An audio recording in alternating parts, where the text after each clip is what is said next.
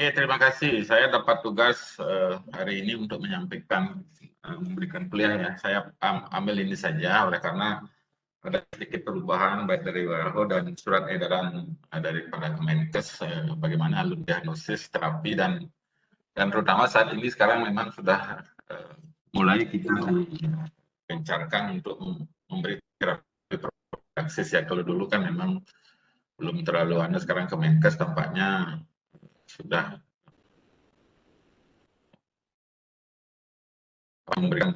diharapkan memberikan prophylaxis pada TB, terutama pasien-pasien kontak dan pasien-pasien yang berisiko untuk menderita TB.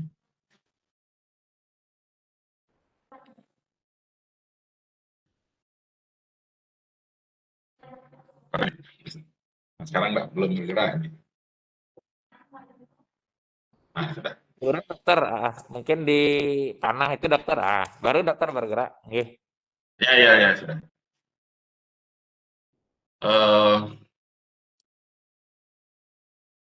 Jadi memang kita lihat masalah epidemiologi ya, dan jadi beban TB. Saya kira TB ini masalah global sesungguhnya ya, tapi kita memang termasuk urutan yang kedua dari segi kasus gitu ya. Jadi kita sudah tahu, saya tidak terlalu banyak menyampaikan tentang ini. Yang jelas kita masuk di nomor kayak kasus.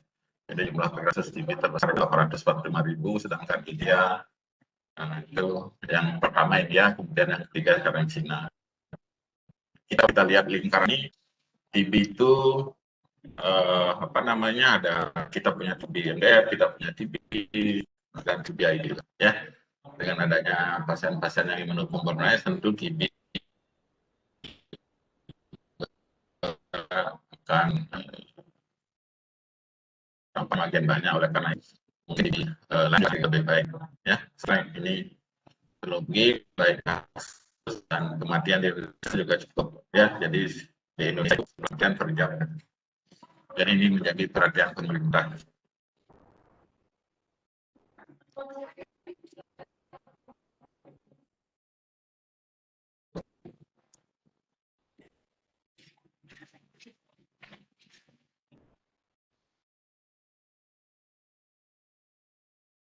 Ini situasi di Indonesia ya. Jadi kalau kita lihat estimasi dari WHO 845.000 ya tahun 2020 gitu. Jadi data per 1 Maret 2021.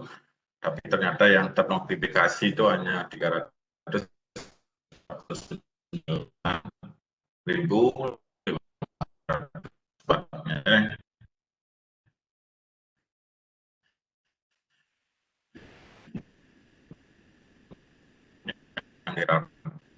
terapi 85 itu masih itu yang diobati juga. Oleh karena itu data-data ini kan sepertinya belum seluruhnya kita bisa tangani dengan baik. Buktinya estimasinya 845.000, yang 309.000 gitu ya.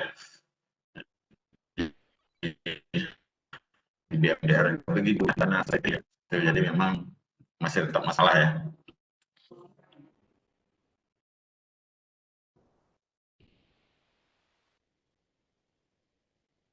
Ini target indikator tahun 2020 ya. Kalau kita menurunkan insiden TB 190 per 100.000 penduduk, menurunkan kematian akibat TBC itu nanti menjadi 27 per 100.000 penduduk ya pada tahun 2024. Ya ini yang terdiagnosa dan diobati, kita anak, TBC-NO, memberikan terapi prophylaxis itu targetnya itu nanti ya. Jadi seperti itu. Akhirnya ini mungkin tidak terlalu luar kita, tapi saya ingin menyampaikan nanti alur diagnostik sebagai klinisi ya. Jadi targetnya nanti di teman-teman di dinas mungkin yang lebih. Nah, ini sedikit mungkin penanganan TB pada masa pandemi COVID-19 ya. Jadi edarannya juga sudah ada pada tanggal 23 Maret 2000, Subdit TB telah menerbitkan protokol pelayanan TB selama pandemi ya. Jadi beberapa hal yang diatur dalam protokol ini adalah mekanisme diagnosis TBC dengan TCM. Ya, saya kira nanti di edaran terbaru juga memang, tapi kita sesungguhnya sudah menjalankan ini. menggunakan rujukan spesimen darah, bukan pasien. Kalau bisa memang kalau ada tempat-tempat yang tidak punya TCM, ya rujuk darah, bukan pasien. Lalu keterangan kesan pada rumah sakit, rujukan PBNU yang direkomendasikan oleh rumah sakit COVID-19, ya. Di tahun 2024 kita bisa menggunakan jarak jauh. Lagi kita punya handphone sekarang yang masih bisa dengan video call, misalnya memastikan bahwa dia betul-betul penggunaan APD dan sebagainya.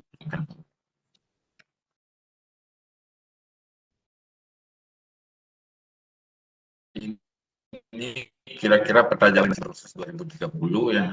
Jadi yang ini adalah pengelolaan TB laten sekarang seperti yang saya sampaikan tadi, dengan target cakupan memang harus pencegahan terapi 80% dari seluruh individual dengan TB laten pada tahun 2020, ya, melakukan screening pada kelompok-kelompok dengan risiko TB dan memperluas jangkauan layanan pada orang dengan TB di masyarakat, ya. Ekspansi tes cepat molekuler yang bisa lihat tahun 2020 mencapai cakupan diagnosis yang konfirmasi bakteriologis yang lebih tinggi dan meningkatkan investasi sumber daya untuk memperkuat layanan TB sehingga dapat meningkatkan parsial pengobatan TB sensitif maupun yang resisten obat. Ya, betul. Jadi mengenai peta eliminasi. Jadi kalau dulu kan TB laten tidak terlalu sekarang harus diobati. Nah ini sosialisasi ya, jadi sesungguhnya yang saya sampaikan adalah beberapa perubahan diagnostik, alur diagnostik pada TB.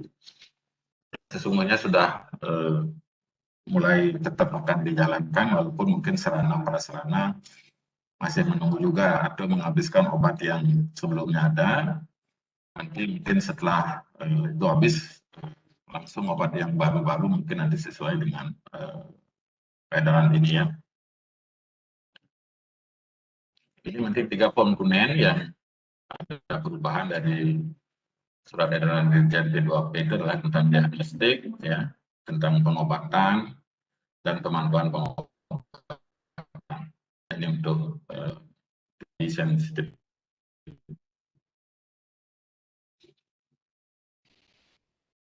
Nah ini alurnya yang mungkin yang dulu.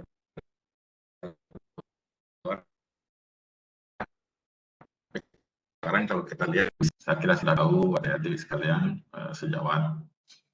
Jadi terduga TB taruh, terutama ada pasien yang menderita batuk lebih dari 2 minggu, itu ada sesak, misalnya ada batuk berdarah, dan nyeri dada, itu biasanya gejala respirasi. Sudah ditekan dengan gejala-gejala institusional, gejala sistemiknya ada demam yang ringan, ya, ada nafsu makan menurun, kemudian berat badan lemas, berat badan yang menurun, ya. Seringat di malam hari tanpa aktivitas. Nah, kalau pada itu sekarang disarankan memang semua harus pasien-pasien yang kita duga TB adalah dilakukan pemeriksaan TCM dan tes cepat molekuler. Kalau kita lihat ini tes cepat molekuler, gen expert ya, sering kita lebih sering. Nanti pasien-pasien yang kita lakukan pemeriksaan TCM itu memang beberapa ada hasil seperti ini ya. Ada 2 hasil di situ adalah MTB positif, yang lihat MTB positif negatif, dan ada tidaknya resisten rifampicin ya. Jadi hasilnya nanti ada seperti MTB positif, rifampicin resisten gitu. Nanti ada juga yang MTB-nya positif tapi rifampicin. Kemudian nanti MTB positif tapi rifampicin-nya indeterminate, jadi belum bisa ditentukan. Kemudian MTB negatif, result jadi error, ya. Nah gitu. Kalau misalnya nanti MTB resisten rifampicin, maka dilanjutkan dengan pemeriksaan molekuler LPA, line probe IC gitu ya, untuk memastikan apakah ada resisten bagi obat-obat lini kedua, untuk memastikan. Ya, kalau misalnya sensitif terhadap obat golongan primoleculinolon, kami misalnya sensitif obat golongan brinolon, pengobatan TBC RO menggunakan bantuan jangka pendek. Ya. Jadi menggunakan jangka pendek itu kalau TBRO. Kalau resisten terhadap obat golongan polinuron, maka pengobatan TBC-nya RO-nya adalah panduan individual. Ya nanti untuk apa itu TBRO panduan individual mungkin nanti kita berkesempatan di acara berikutnya ya. Nanti ini saya cuma ingin menyampaikan yang terutama yang sensitif obat nanti. Nah, kalau pemeriksaan paket standar uji pekaan jelas juga dilakukan karena kalau ini kita memang sudah dilakukan kalau dia MTB positif resisten rifampicin tentu LP dikirim ke Suraya, pemeriksaan paket standar uji kepekaan fenopil juga dikerjakan ya.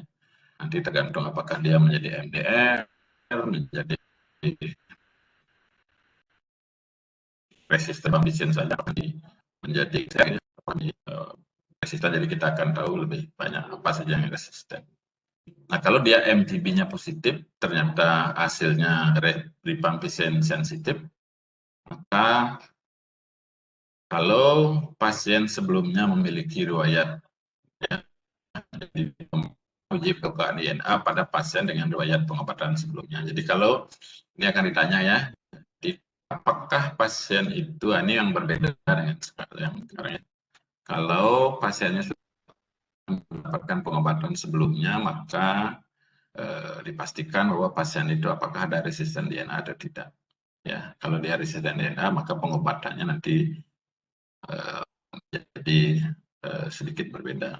Tapi kalau dia sensitif DNA, maka obatnya adalah obat limit 1, kategori 1 gitu. Tapi kalau kasus baru tetap memang menggunakan, tapi kalau kasus-kasus yang sudah ulangan, maka saat ini memang akan dilakukan kultur ya, terutama kultur untuk memastikan apakah ada resistensi DNA atau tidak. Mungkin disangka kalau untuk menentukan resistensi lini pertama sudah mulai bisa ya, tapi apakah sudah terakreditasi itu belum, mungkin saya belum pasti.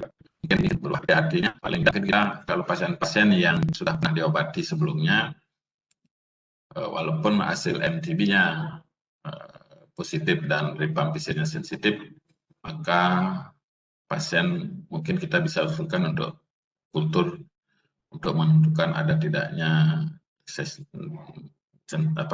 resisten obat DNA atau obat-obat lainnya.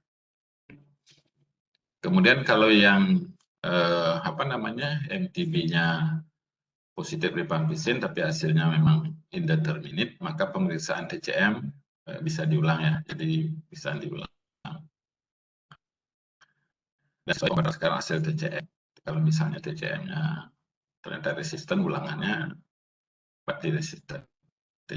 Kalau misalnya, nah ini juga perlu kalau misalnya MTB positif rifampicin resisten, tapi kalau itu kasusnya adalah kasus baru, ya, di kasusnya kasus baru perlu diulang juga ya. Jadi perlu diulang. Kalau kasus berikutnya misalnya dia pengulangan dahak berikutnya adalah sensitif, maka dipakai yang. Tapi kalau dia tetap resisten, maka tetap dipakai resisten. Itu ya kalau hasilnya MTB positif indeterminate, berarti diulang lagi ya, tergantung nanti hasil ulangan.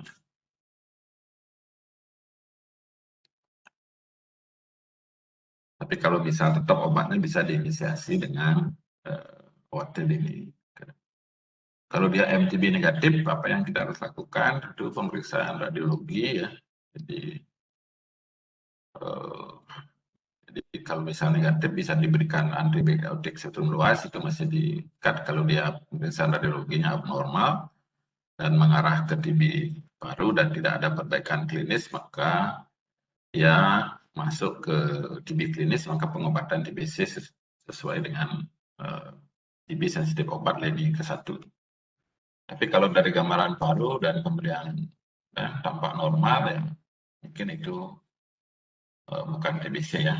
Jadi kalau misalnya itu, jadi saya kira ini tapi yang nanti berbeda itu adalah yang biasa itu adalah yang berbeda, terutama adalah ini harus memeriksa resistensi DNA pada pasien-pasien yang MTB positif, rifampicin sensitif, tapi sudah pernah mendapatkan pengobatan TB sebelumnya. Jadi kasus-kasus yang kambuh, kasus-kasus yang gagal, ya, jadi yang terutama kasus-kasus kambuh yang mungkin putus obat. Saya kira itu mungkin yang paling sedikit ya. Jadi nanti akan ada kultur terhadap DNA yang pada kasus-kasus yang sudah pernah dapat pengobatan.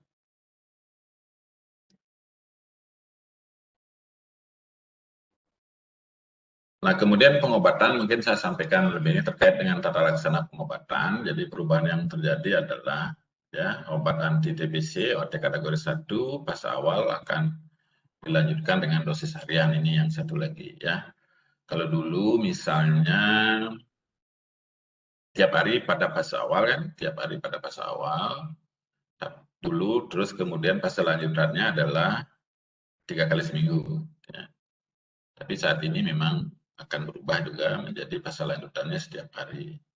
Nah, gitu. Jadi OAT kategori dosis harian akan mulai dipergunakan sebenarnya ya pada tahun ini ya. Memang prioritas pemberiannya adalah pada kasus TBC IP, kasus TBC yang diobati di rumah sakit, kasus TBC dengan hasil. Pada prinsipnya semua nanti seperti itu. Ya, ini karena memang Kemenkes oleh karena obat-obat yang kategori 2 itu masih pasti disuruh ngabisin dulu gitu.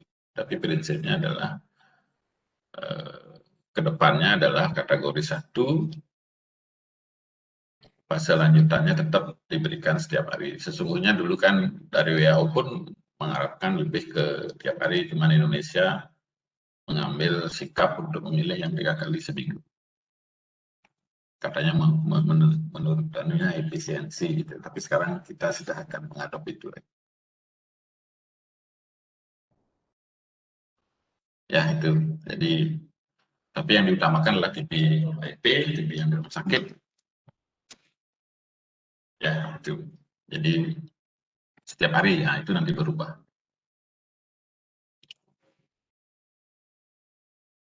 Nah, pemberian UAT kategori 2 juga tidak direkomendasi ya. Jadi seperti saya katakan tadi adalah tetap pada kasus-kasus yang pernah diobati sebelumnya, nanti di awal mungkin sebelum datang obat obat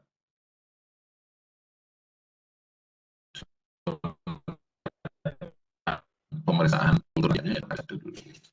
Ya, tapi kalau dia resisten DNA akan ada perubahan ya tidak signifikan dengan lepo misalnya seperti itu. Ya, jadi mulai dikerjakan bahwa kategori 2 lagi.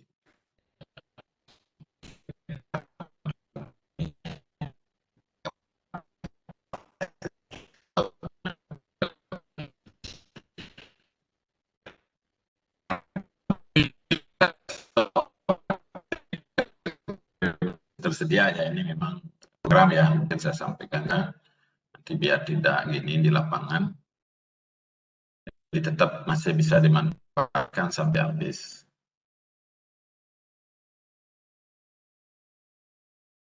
Ya, jadi pasien TBC, TB, rifampicin sensitif yang berasal dari kriteria dengan riwayat pengobatan sebelumnya kambuh gagal asa diobati dengan kategori harian. Tidak harian. Kategori 1 ya, dengan kategori 1 dengan dosis harian.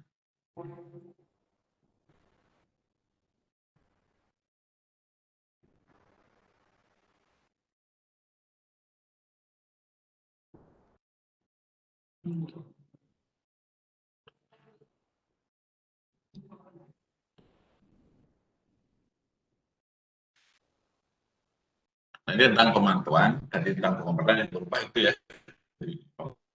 Kalau pemantauan saya kira tidak terlalu banyak yang berubah.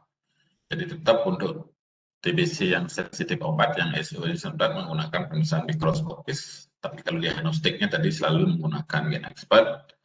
Sedangkan kalau monitoring menggunakan mikroskopis. Sedangkan pemantauan pasien dengan TBC resisten obat baru menggunakan mikroskopis dan biakan gitu ya. Jadi sembuhnya orang dengan TB resisten obat itu menggunakan mikroskopis dan biakan, sedangkan kalau sensitif obat cukup mikroskopis saja ya. Jadi saya kira tetap begitu nanti pemeriksaan BTA mikroskopisnya untuk bulan kedua, ya pengobatan bulan kedua, kemudian di bulan kelima dan bulan keenam. Saya kira masih seperti itu ya untuk sensitif obat.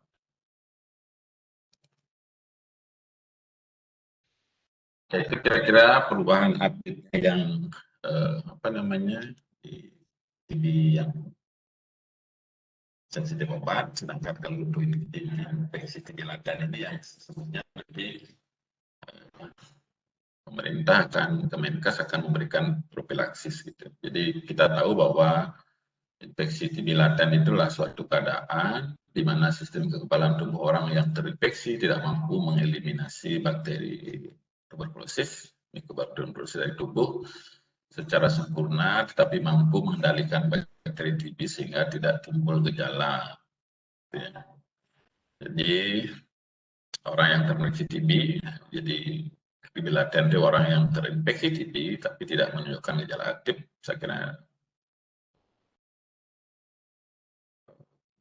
adik-adik sudah tahu ya, tidak menular karena kuman dalam keadaan inaktif atau dormen, namun dapat berkembang ya, ini yang penting mungkin ya.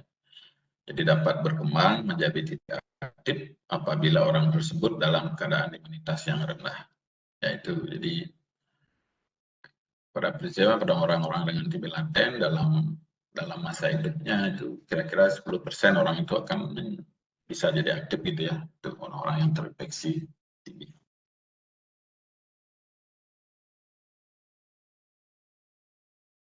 Nah ini memang bebannya gitu ya, beban di Indonesia ya kan seperti yang saya katakan tadi tinggi juga ya, jadi termasuk TB laten.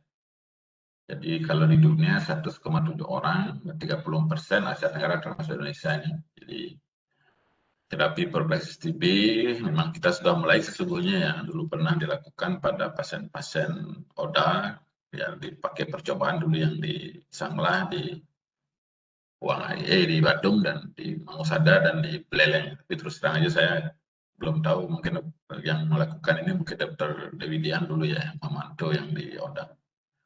Jadi anak-anak yang di bawah 5 tahun itu dulu yang sudah diberikan ya. Jadi kontak serumah dengan BTA positif dan di situ ada anak-anak yang kurang 5 tahun itu yang sudah diberikan dulu. Tapi sekarang akan diperluas gitu, jadi diperluas pada orang-orang dewasa yang kontak. Ya. Nah, itu target pemberian terapi prophylaxis TB itu 40% pada tahun 2012 itu tidak tercapai ya. Di hasil pada tahun 2012 hanya 16% anak-anak yang mendapat kematian. Oleh karena itu peningkatan dan perluasan pengendalian TB,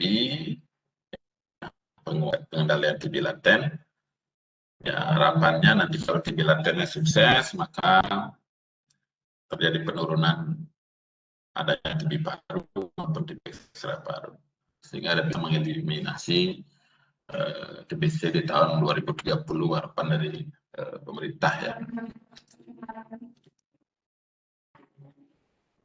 Dan ini kira-kira gambarannya ya. Jadi kalau seseorang kena infeksi TB, ya kalau memang mampu makrofag dan kemudian dendritic cell ya bisa melakukan eliminasi fagositosis terhadap TB ya, itu tidak akan infeksi. Namun kalau memang belum sempurna dapat mengeliminasi maka terbentuk granuloma gitu. Jadi terjadilah TB laten, tapi dalam keadaan-keadaan tertentu di mana terjadi proses penurunan imun seseorang itu bisa menjadi TB aktif, di mana granuloma akan pecah dan kemudian kuman-kuman menyebar yang menimbulkan sakit pada penderita pasien. Nah ini mungkin orang-orang yang berisiko gitu ya, jadi yang memiliki risiko mudah terinfeksi. Jadi udah saya kira sudah jelas ya, jadi orang HIV, kontak serumah dengan pasien TBC paru yang terkonfirmasi bakteriologis, yaitu anak usia 54, remaja dan dewasa. Jadi kalau dulu kan fokusnya di anak dan orang, sekarang semua ya, asal dia kontak serumah dengan pasien TB paru yang terkonfirmasi bakteriologis, dia memiliki risiko yang kelompok risiko lainnya yang HIV negatif, pasien-pasien imunokompromis lainnya ya, di pasien-pasien yang menjalani pengobatan kanker, pasien yang mendapatkan perawatan dialisis, gitu ya, pengobatan dialisis, perawatan dialisis, pasien yang mendapatkan pengobatan steroid jangka panjang, pasien yang sedang persiapan transplantasi organ, ya. Makanya untuk ke ginjal dan ini sebenarnya memastikan apakah ada TB laten atau tidak, itu kan biasa. Pasien-pasien juga yang mendapatkan pengobatan di teman-teman di reumatologi juga. Nah, ini juga banyak ya di lapas, mungkin kita juga termasuk petugas kesehatan, ya, barak militer, pengguna suntik narkoba. Nah, ini mungkin yang berisiko menderita di dan maka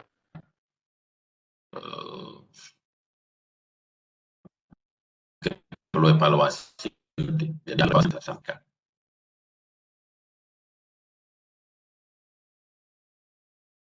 Ini sama sebenarnya kontak serumah yang populasi dan risiko yang terkonfirmasi bakteriologis, dewasa, keluarga inti, pembantu rumah tangga, gitu ya, pengasuh lansia, supir, gitu ya. Jadi kelompok risiko lain dengan HIV negatif ya ini ya, pasien DM, ya, tadi saya sudah sebutkan. Ya mungkin nanti DM mungkin kita harus evaluasi apakah ada TB laten atau tidak, sehingga perlu mendapatkan terapi profilaksis.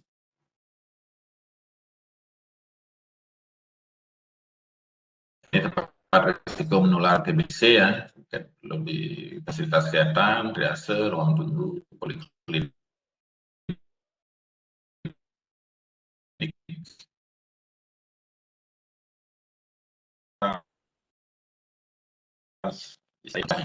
Ada poli-TB gitu, kita belum, ini masih pintu poli paru gitu ya, jadi memang belum, ini mungkin kedepannya nanti dibuatkan poli khusus poli infeksi ya, terutama TB. Kalau di luar mungkin menular ya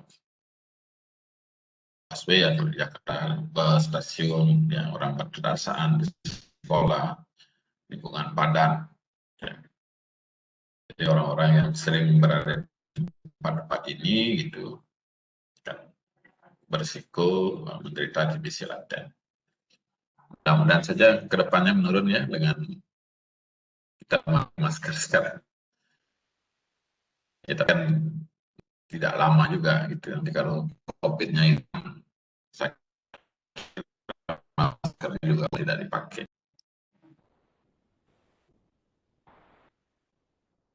Nah ini sedikit ya.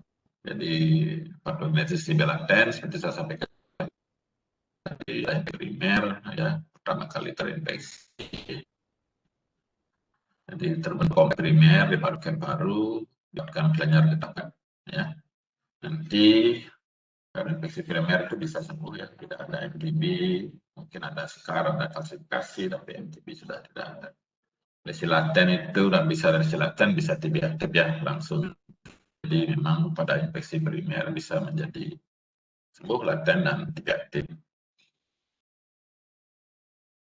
Ya, jadi seperti itu. Jadi TB laten bisa menjadi reaktivasi.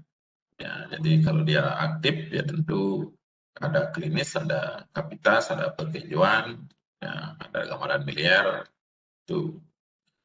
Jadi kalau terjadi reaktivasi, maka dari TB laten bisa menjadi TB post primer. TB post primer bisa oleh karena reaktivasi, tapi juga bisa oleh karena reinfeksi ya. Jadi klinisnya sama juga nanti menjadi kapitas, penghijauan, jadi BTA positif, jadi ada klinis.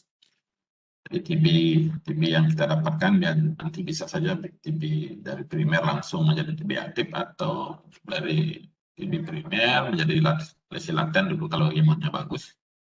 dan baru dia reaktivasi setelah imunitas kita menurun.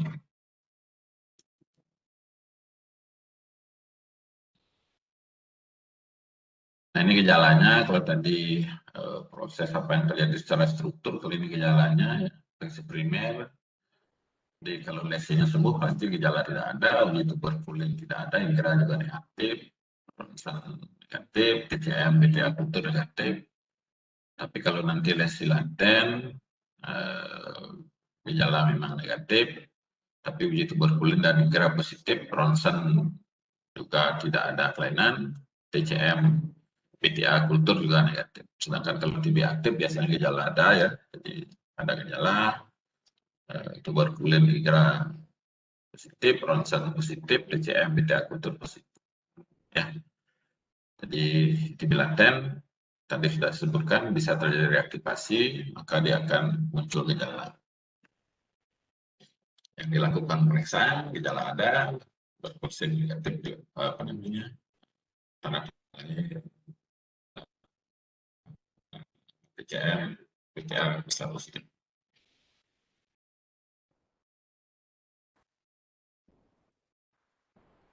Ya, saya kira proses reaktivitas secara singkat seperti itu, gitu ya. Jadi prinsipnya adalah orang yang imunokompeten mampu apa namanya, membuat seperti mengurung gitu ya. Jadi fagositosis oleh makrofag, terus dendritic cell, kemudian sel B, TLT, sehingga terbentuk granuloma. Itulah TB laten. Tapi kalau dalam keadaan imun kompromis, maka akan terjadi ruptur granuloma, sehingga kuman-kuman akan keluar, sehingga menimbulkan sakit. Ya, oleh karena itu pada pasien-pasien ODA biasanya badan-badan pneumonis, pada DM, kanker, ya ini akan lebih mudah menjadi reaktivasi.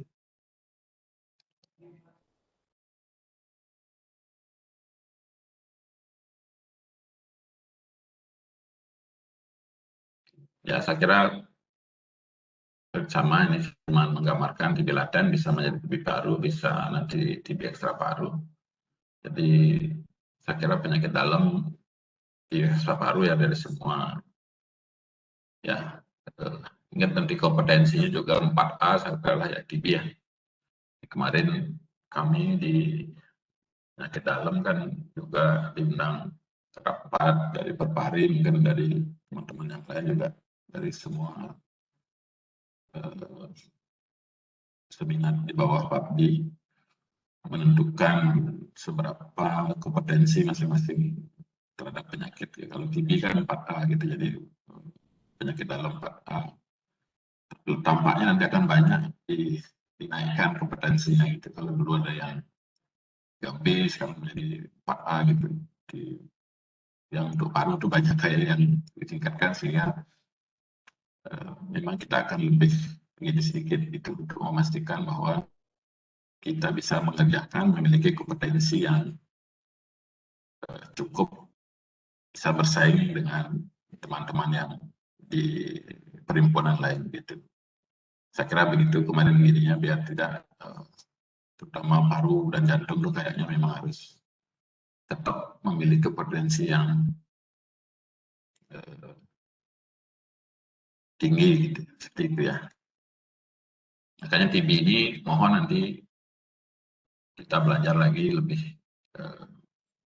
sehingga lebih memahami pengobatannya, di BMDR apa itu bisa bersaing di rumah sakit di mana tempat kita bekerja di kemudian hari.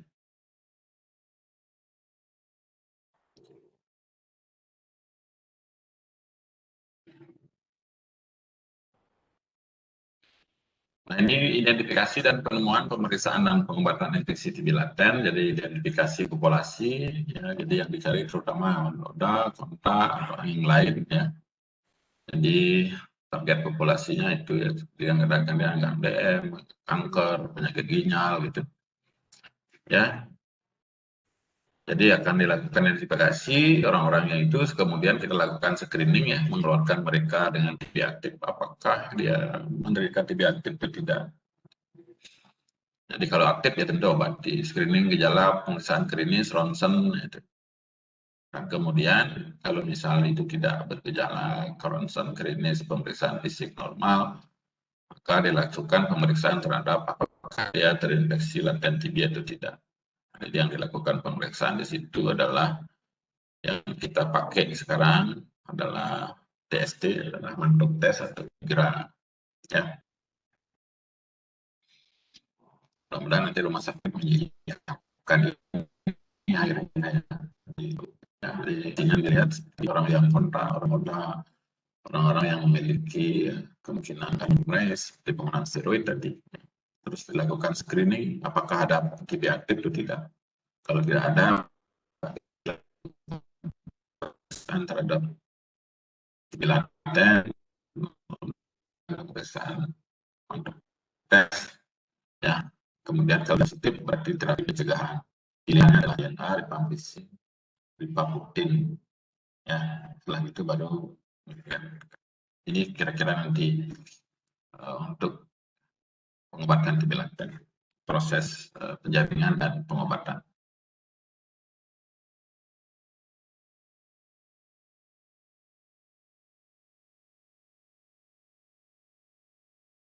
Nah, ini hasilisi terapi profilaksis pengobatan TBC dapat mengurangi risiko reaktivasi sekitar 60% dan 90%.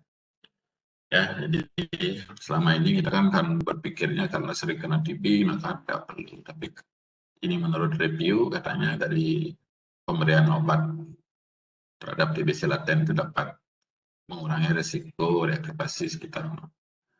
Terapi pencegahan pada ODA dapat memberikan perlindungan hingga lebih dari 5 tahun. Ya, jadi pedoman WHO tahun 2018 merekomendasikan terapi proses jangka pendek yang lebih dapat ditoleransi dan memiliki efikasi yang baik sehingga dapat meningkatkan kepatuhan. Ini rasionalisasinya kenapa harus memberikan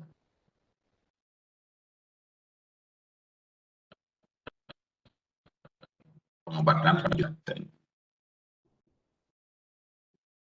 Nah, ini memang nanti tidak berdiri sendiri ya, tapi memang tetap masuk tim itu selalu program ya, jadi tidak bisa, makanya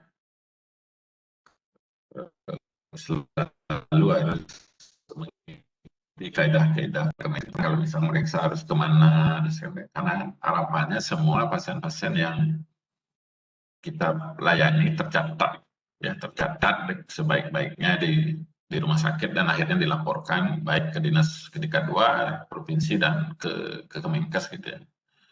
Jadi ini memang harus terintegrasi dengan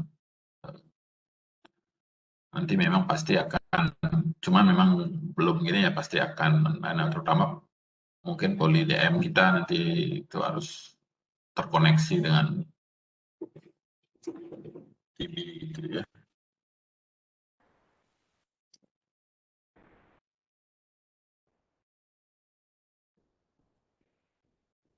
Ini penemuan orang dengan infeksi laten TB, investigasi kontak aktif dan pasif gitu ya. Jadi seperti yang saya sampaikan tadi, sebisa mungkin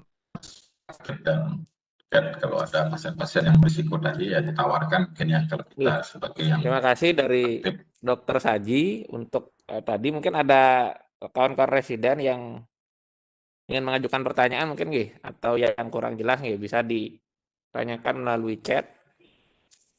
Coba yang lihat dulu Dok nggih, apakah ada pertanyaan yang masuk? Atau mungkin dari Tiang dulu Dok, boleh Dok sedikit Dok? Jika ada waktu. Habis belum selesai, sudah habis waktunya. Nggih. Sudah habis waktunya. Selamat siang Dok. Halo? Nggih. Mungkin sambil menunggu, nggih. Masih ada mungkin Dok? Nggih. Nah ini masih ada slide ya. Oh ya. Kalau memang waktunya habis kita aja ya. Mungkin sedikit seperti ini memang ya, ini alur pemeriksaan. Kelihatan ya ada alur ini ya. Kelihatan memang, Dokter Saji, nggih. Ya, nanti kan biasanya yang sebagai yang adalah ODA, kontrak serumah, apa lain gitu. Jadi pada prinsipnya sekarang tadi itu memang kalau misalnya dia tidak ada gejala ya kelompok-kelompok risiko itu kita periksa tes IGRA. Kalau kiranya positif berarti atau TST-nya mana yang dipilih ya. Jadi memang sih dari provinsi atau belum memastikan mana yang akan dipilih. Tapi prinsipnya kalau kita di lapangan ya seperti itu. Ronsen normal kan, maka kita bisa ya. Oke, ini diagnosis TB laten tadi sudah saya sampaikan sebenarnya ya pada kelompok-kelompok risiko TB laten, kemudian screening gejala ada tidak. Kalau memang tidak ada gejala kita tes mantuk, kalau tes mantuknya positif, IGRA positif tapi tidak ada gejala maka diagnosis TB laten. Nah, ini terberat tapi kita biasanya konsulkan anak ya kalau di sini. Ini paduan terapi profilaksis. Itu jadi ada yang menggunakan INA dan rifabutin, ada yang menggunakan INA dan rifampicin, tapi yang umum kita pakai adalah yang INA saja sih yang sudah pernah diberikan. Nah ini juga perhatikan nanti kontraindikasinya ya. Jadi kontraindikasi itu adalah hepatitis akut maupun kronis, neuropertiperter jika tidak menggunakan INA ini neuropertiperter juga ya ini kan. Ini dosisnya ya nanti kalau misal kita menggunakan INA itu 300, rifampicin 150 ya. Jadi waktu pemberiannya ini kalau pakai yang ini adalah 1 minggu 1 kali selama 3 bulan ya. Ini kalau kita menggunakan INA, tapi ini obatnya belum ada ya. Saya belum tahu nih rifampicin belum ada rasanya di Indonesia. Yang biasa kita pakai yang ini sebenarnya. Yang sudah pernah saya alami karena sudah pernah dicoba di ODA di beberapa tempat dengan pemberian dosis 6 bulan INA 300 mili diberikan setiap hari. Jadi efek sampingnya saya kira tidak terlalu banyak ya. Jadi alur pemberiannya sama saja kalau sudah di BC laten ya kita berikan. Biasanya yang kita pilih adalah yang ada saat ini adalah yang INA ya.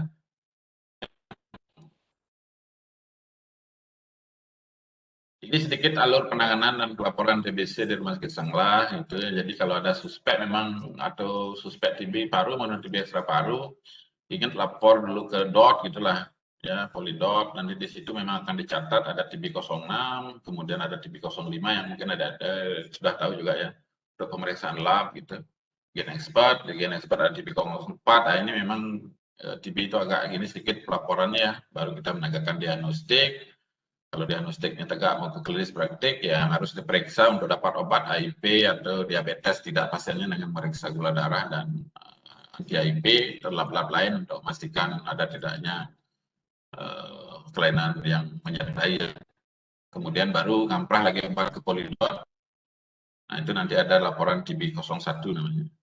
Dan kemudian selain TB pelaporan yang manual, juga dipelaporkan secara online ya, sistem informasi tuberkulosis ada istilahnya SITB ya. Saya kira itu mungkin sedikit, tolong nanti kalau saya sampaikan kenapa harus nyampaikan ke DOT seperti ini ya.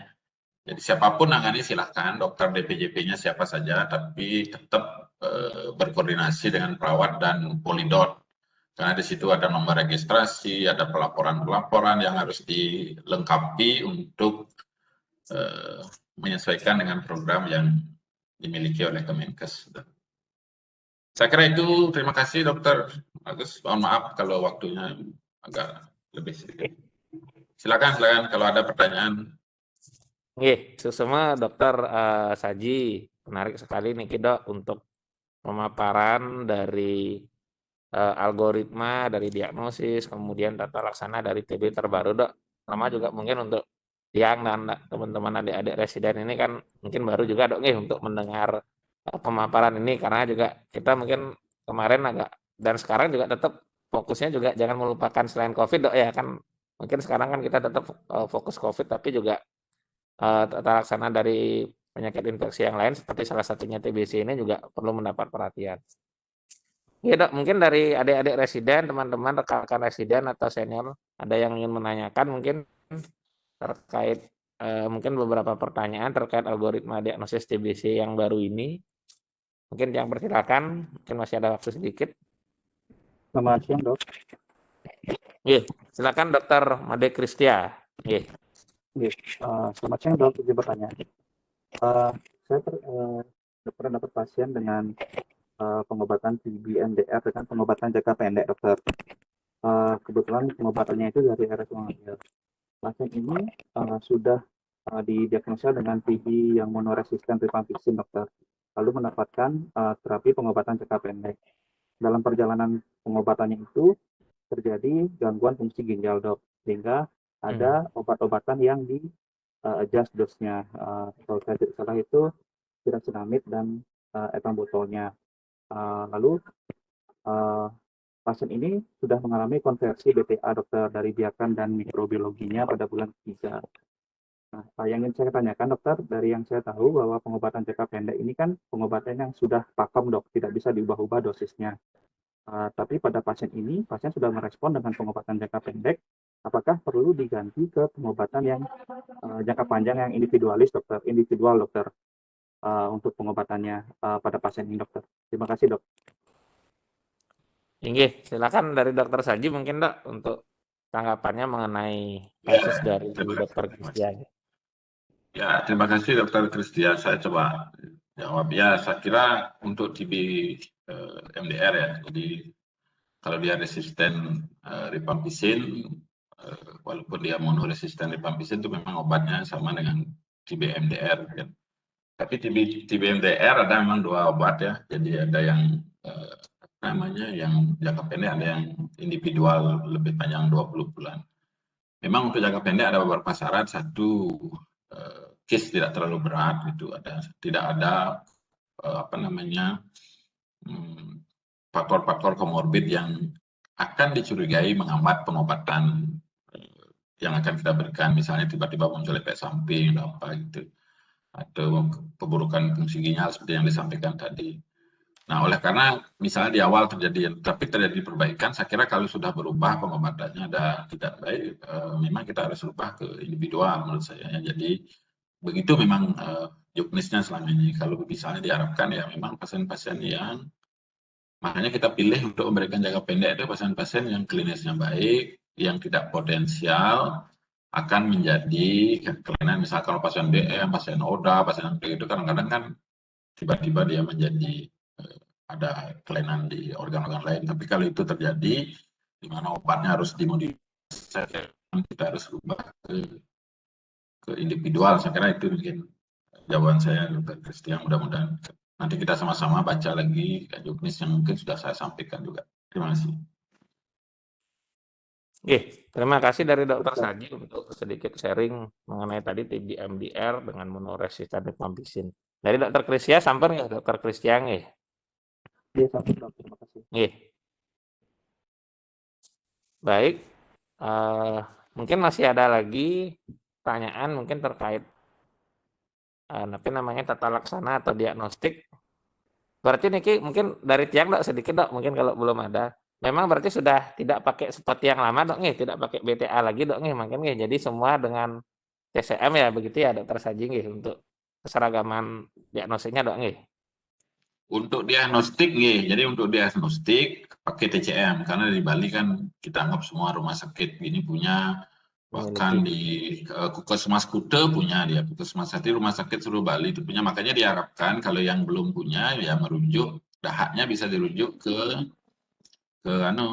tempat-tempat yang punya gitu. Jadi tidak usah pasiennya dirujuk, misalnya kalau misalnya dokter bagus punya pasien, silakan berkoordinasi. Ya, kebetulan Tiang ada sih, Haknya Niki, dirujuk gitu, merawat. tidak apa-apa. Kemarin sih sudah sih kita komunikasi sih, saya rujuk sih, Dok, untuk TCM-nya, nggih. Niki udah sama sekali TCM. ngasih kuliah nih. Ya, Jadi lebih jelas. Kalau untuk diagnostik nanti kalau untuk pemantauan tetap menggunakan mikroskopis gitu ya, mikroskopis. Oh iya, baik, Dokter, nggih.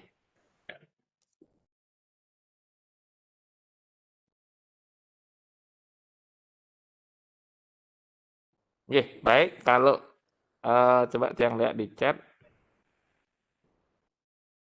Oh ya, sudah ditanyakan, nggih.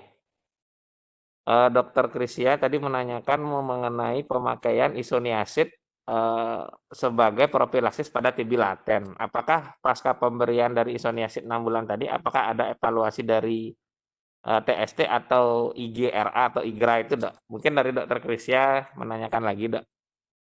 terkait pemantauan Nah, dari saya kira nggih. bukan itu kemampuan itu kan bisa saja masih akan gini ya, kan akan lama ini orang karena itu kan proses imun bukan mengetes itu jadi klinis nanti yang dilihat. Kalau misal klinisnya tidak ada, efek samping tidak ada itu aja ya, jadi tidak memeriksa itu.